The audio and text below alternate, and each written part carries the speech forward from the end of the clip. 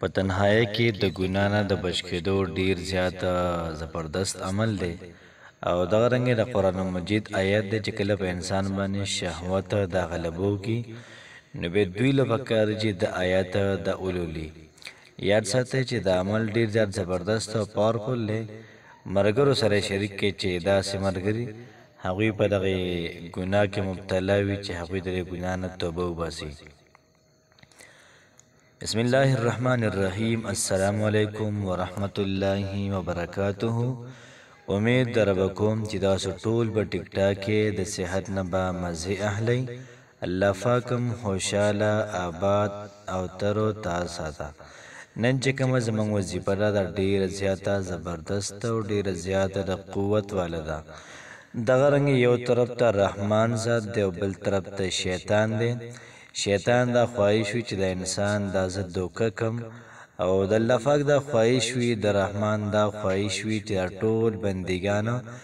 دا په سمه لار باندې راشي بندگان ګناه نه کوي چې کله بندگان ځان لشي تنهایی کې شي نو شیطان او نفس د انسان ته وسوسې ورغورځول شروع کی نو دوی په ګناه باندې اخته شي نو یاد ساتئ چې ګناه را موږ زکه ما ګناه نه موږ علم نه کیږو چې کله موږ په خپل نفس باندې دا خپل کیدو چې کله موږ خپل نفس دا کنټرول کو نو ولې موږ د ګناه نه دا بچ کیږو بایزید بستامی رحمه الله ته چویلی چې سره دومره غړټ لنګر چلیږ دا ولی د مبارک ته فرمای چې ما په خپل نفس باندې خپل هدا ما خپل نفس دا کنټرول کړي لري د هغې په بدله کې الله پاک دا دومره ډیر زیات مال او دولت را کړی دی او دغه رنګې تقریبا علما کرام فرمایي چې دغه په دسترخوان باندې به 4000 کسان د یو ټایم کې ناستل او روټۍ به خوړله یاد ساتئ چې یو ځل بایزید بستامي رحمه الله د مور سره کټ کې ناسته د مور ته وایي چې مورې ما در خپل حق معاف کړي زه الله پاک حق دا تلاش کوم زه الله پاک دا تلاش کوم زما رب دا کم ځای کې دی مور ته وایي زه زوی لاړ شم ما در خپل حق معاف کوم زه خپل رب دې تلاش کا بایزید بستامي رحمه الله د کور نه روان شو تقریبا 11 کاله بعد کور ته واپس راغلی چې کله کور ته واپس راغلی او دا 11 کاله مجاهدې وکړلې دغه رنګې عبادات وکړل تکلیف وکړل نفس مکمل د عمل کو او چې کله کور ته راغلی د کور دروازې د ګوري دروازه بند را او دغه رنګې د شپې نیمه شپه را بایزید بستامي رحمه الله وایي چې ما هو چېرته مور ته سکون نه دی ورکړی زه نن دیوار کې کینم هغې پورې پاسم نو هغې پورې به دا ور وام نو چې څو پورې زما مور دا راویښه نه شي چې کله سهار د اذان وخت دا قریب شو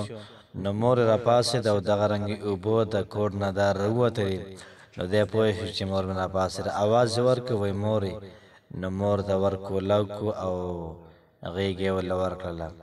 بایزید بستامي دا ویښتان غټ شوي نوکان یې غټ شوي په او دغه رنګ به دواړه مخې ښکل کړو او په ژړا شو ورته دی ورته وایي چې مور ته زما د اواز پیژنې که نه نو هغه وایي چې مور به رضوي اواز دا څنګه نه پیژنې نو بیا ورته مور وایي چې بایزیده څنګه چې الله پاک دې پیدا کړو که نو نو دا ورته وایي چې الله پاک همې پیدا نه کړو په هېڅ رکو شکو باندې پوه نه شوم نو مور لاسونه اوچت کړل نرم او نازک لاسونه او دغه رنګ ډیره زیاته بوډۍ و لاسونه لچېدل او الله پاک د فرمایي چې ای زما پروردګاره ته زما دې زوی ته خپل ځان ولې نه هې نو بایزید بستامي رحمه الله وایي چې د هغې وخت نه واله اوسه پورې زما چې کوم لنګر دی دا لنګر ډیر زیات مزیدار چلیږي دا زما د مور دعا وه او دغه رنګې ما په خپل نفس باندې دا خپی وه فرمایي چې کوم سړی روزانه د آیات وایي نو الله پاک به د انسان د ګناه نه ساتي الله پاک به د انسان په ګناه کې مبتلا کوي نو راځئ چې د وظیفې طرف ته وظیفه داسې ده چې روزانه به 21 پیرې د آیات دا وایو 21 پیرې تاسو به تماشا کوئ چې د آیات خپله معجزه څنګه ښیي نو آیات داسې دی انی اخاف ان عصیتو ربی عذاب یوم عظیم ترجمه داسې ده انی اخاف زیریګم ان عصیت ربی که زنا فرمانی کوم د خپل رب عذاب یوم عظیم عذاب د غلو ورځي مطلب دا شو کنه کو زه د الله پاک چرته نافرمانی کوم نو الله پاک با غلو ورځ باندې مال سخترین سزا دار راکی نو څنګه آیات شو انی اخاف ان عصیت ربی عذاب یوم عظیم یاد ساتئ چې دا وظیفه ډیره زیاته زبردست ده ډیره زیاته اغلا ده کو زمونږ دا سرونه وي چې هغه په ګناهونو کې مبتلا دي هغوی سره شریک کو کېدای چې زما استاد یو شعر د وجې هغوی د ګناه نه منې شي الله پاک مو خوشحاله ساته السلام علیکم ورحمت الله وبرکاته